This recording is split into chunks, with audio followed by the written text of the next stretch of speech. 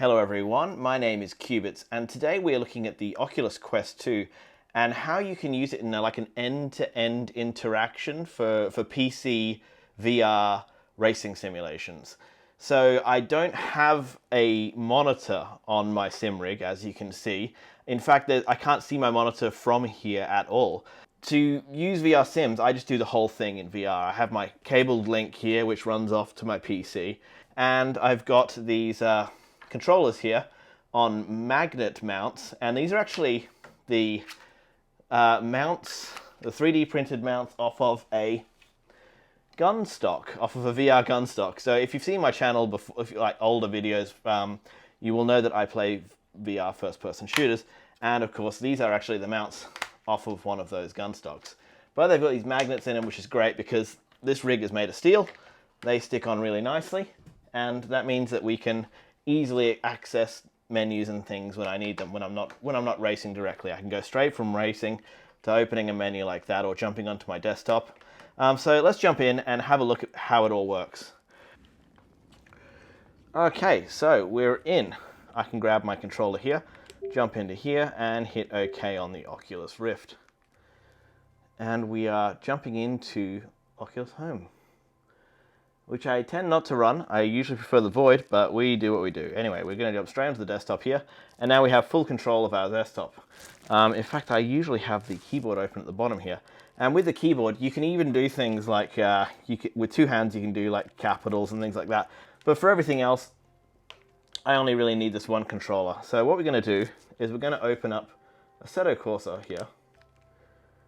And we just launched the content manager off of here. It's all set up for VR. And of course, once you're in here, you can actually adjust any of the settings that you want to. It's all here and you have full control over everything. Go back to Drive. We can jump into like an online match, but we're just going to start a quick little track day here at Tsukuba.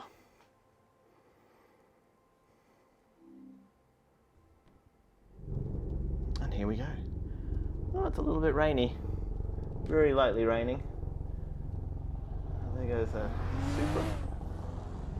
Not bad. As you can see, I've got quite the minimalist heads-up display going on. I've just got my pit positions, which I use for hot lapping and things like that. Very, very handy.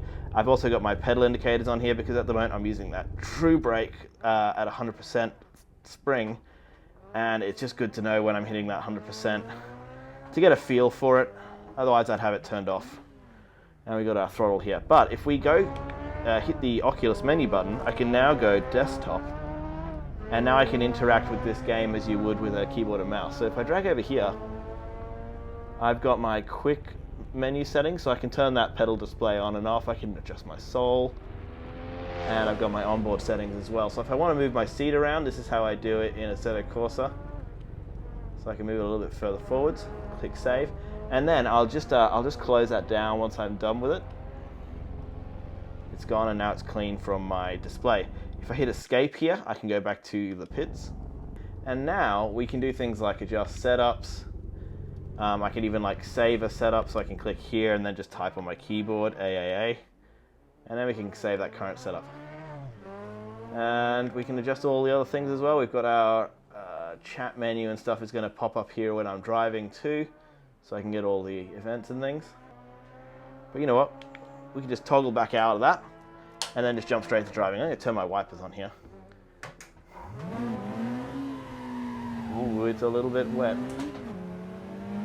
Got full working mirrors. It's very cool. Oh, a lot of understeer. The wet graphics are very nice in this. It's very, very cool watching the rain like peel away as the speed increases. Even the bridges get like rain drips hanging off of them. It's very, very cool. That is a noisy CRX.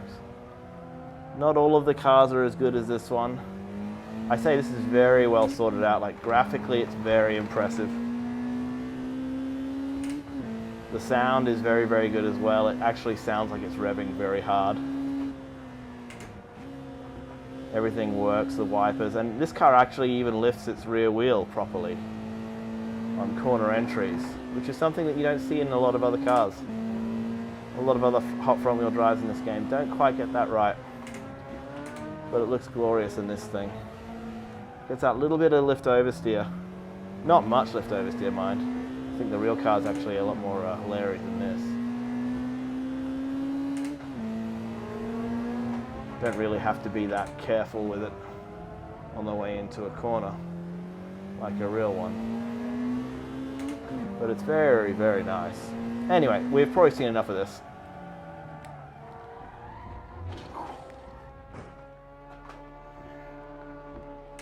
And here comes an RX-8. And you can see that drifting off that bridge too. Very, very cool.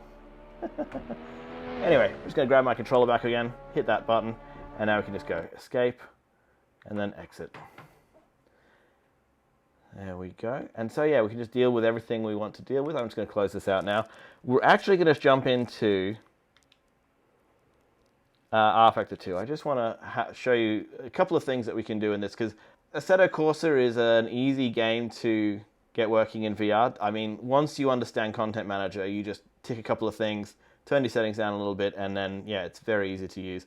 rFactor 2, we do actually have to deal with the menus in the game itself.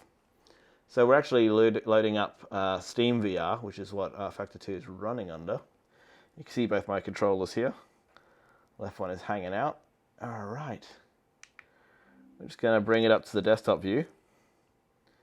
I can't get this one installed. I don't know what's wrong with that. But anyway, we've got everything set up here. I can click race. And we'll just jump into, what are we doing? Road Atlanta. Sure, why not? As you can see, we can use all our menus here just in desktop mode like this. Set all your resolution and graphics and whatnot. It is a little bit of farting around to get the settings optimal in rFactor 2, but once you've got it set up, again, like with all these sims, once it's set up, you're golden. And there we go. We are in. Okay, I can just hit drive here, and it always spawns you. As you can see, if we look down, it always spawns you above the car, but if we hit the reset view button here, and then we just go bam, it sticks us back in the car perfectly. And there we go. All right, next to another one. We've got our guy out the front there. I'm actually going to fiddle with my seat position a little bit here. So we're going to go back out to here, open that keyboard up. It's nice and low so it doesn't get in the way. And we can go Q to lift it up. And then if we hit, like, you can see the seat position there has gone up. If we hit shift, we can adjust our mirror position here as well. I like that, 40. Yeah, so you can move it up and down, left and right, and then you can move them independently with control.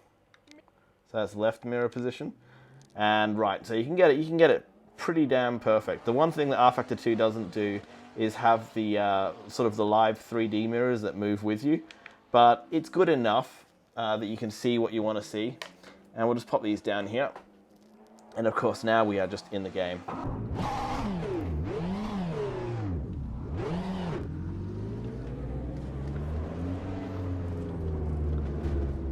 And around we go. There we go.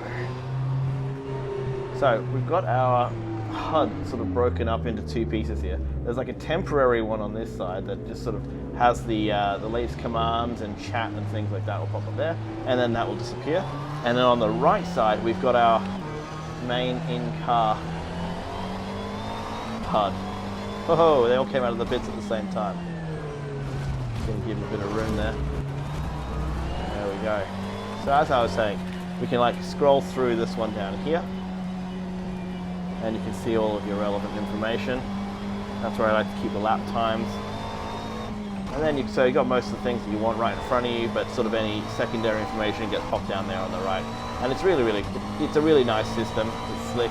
It's everything you have when you want it, and you don't have too much information on the screen. I do like to have as little going on as possible on the screen. Guys, it's still dead cold. But yeah, I love the GT3s in rFactor 2. The McLaren is one of my favorite ones just because it's so deadly on high-speed corner entries. It's got an amazing amount of lift-off oversteer, and I don't know why.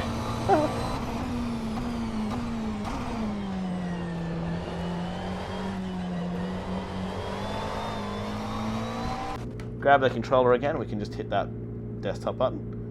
drop out of there. And then we can just jump out of our menus here. So it's dead easy to do anything you want to do in a racing sim. Let's jump out here, hit exit, and away we go. So that's running in Steam VR, and it frankly feels exactly the same as anything running in the Oculus system.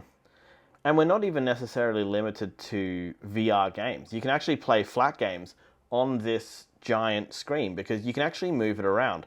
So we can actually hold down the trigger, and if we bring this in, we can zoom our screen right in and get this massive field of view, or we can shrink it down a little bit and see the whole thing that we want to see. We can make it quite small. You can also bring it in closer as well. It does tend to warp it once you get under 1/2 meter. But we'll back it out to 1/2 meter here, and then we can blow it up. And you can get like a comfortable FOV on a monitor like this. Another great racing game for VR. One of the, like, if you want an easy experience playing VR racing, Automobilista 2 at the moment has good enough handling, really good graphics, like decent graphics. They run very well. Like the performance overhead isn't too bad, and it works spectacularly well in VR, getting through all the menus and things. These guys have thought about it to the point where you don't even need, you don't even have to rely on using like the D-pad and things on your driving gear to sort things out. You can actually use gaze-oriented, I guess, menu management. So what we're going to do is I'm going to move my head around, and eventually it's going to give me a cursor, and there we go. Now we have a cursor. Now I can use any button on my wheel to click forward. So I can go, say, like test day, and then I can go vehicle select, and then I can click here on the menu and scroll down, and I can go Formula Vintage and jump into this guy, old Lotus looking thing. I can select that. We can choose a different circuit. We can go Cadwell Park, for instance, and then I can go start. So you can do everything with just like a button and like looking where you want to look. And it works really, really well. Of course, you've also got the options of using the like the D-pad on here and the button. So it's like getting through the menus in Dirt Rally or Project Cars, where you can do it console style. But this just works really, really well.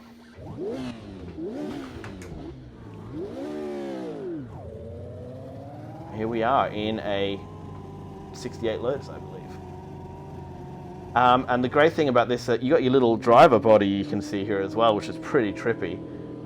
And he will, in fact, this guy only right foot brakes. You need to be in one of the more modern cars to get left foot braking. And I've got my minimalist HUD happening here again. Not going to heel toe because I'm not wearing my driving shoes, and I will destroy the side of my foot. Whoa.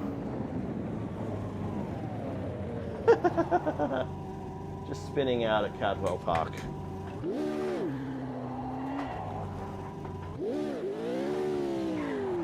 Some of the cars have better physics than others in this.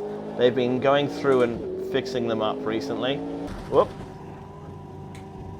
Well, there we go. We don't quite have the damage modeling of say rFactor 2, but we do have, see, that's those dynamic mirrors, and all it's doing is moving the mirror plane across the mirror. It's actually got like a expanded mirror plane that can shift around, and that's all they need to do in rFactor 2 to fix their mirrors. There we go. Use my gaze, hit exit, go yes, and that's Automobilista 2. Dead easy to use in VR. There we go, and then I guess once we're done, we can just disable the Oculus Link like this. So that's how I use the Oculus Quest 2 for VR sim racing. It gives me that end-to-end sort of control experience of being able to command at the desktop without being at my desktop. I don't have a monitor on my sim rig. I don't have a keyboard or mouse on my sim rig. It's very, very streamlined. And it's still super easy. I'm not giving up too much power or control. I can do any sim I want. I can launch into any sim. I can control my camera, move my mirrors around, complete any settings, type on a keyboard. If I wanted to chat sort of slowly, I could chat, but then I can control my Discord voice chat and everything with just these two controllers and that virtual desktop, which I can just toggle with one single button. it's super easy, and I think Oculus's strong point is that software experience. The whole point of the Oculus Quest line was to make VR approachable, to knock down all those technical walls. And the last time I was doing this in VR was with the original Vive, and I'd have to be at my desktop or have my desktop dragged around, have my monitor here or something, and then do all my desktop stuff, hit the button, and then slap the headset on and be in the race. If I wanted to do anything during the race, I'd have to like pop the headset up and go back to my desktop. Whereas with this, everything's straight in the desktop. If I want to do things in the real world, I even have that pass-through. I can just tap on the side of my head and get instant pass-through. And it's just, yeah, super easy, and in an affordable headset like this, and with pretty decent video quality. I must say, I've got the cable here, the link cable. This is the official one, but the quality is the same on all of them. And that's an unobtrusive little cable, and in most games, you cannot tell that it's a compressed signal. I'm running at 500 megabits of video rate, so it is quite high, but there's barely any latency, like no noticeable latency. And the only instances that pop up those compression artifacts is really heavy foliage at night with fog. That's when you get that color banding around lights, but honestly, that's only in really Dirt Rally 2. Everything else is like a really clean visual presentation. So like iRacing and rFactor 2 and Automobilista and Assetto Corsa all look fantastic with that compressed signal anyway. So you're not really giving up too much, and you get a lot of that accessibility and convenience. So yeah, that's how I do VR. Let me know if you've got any other great ideas, and I guess we'll see you in the next one.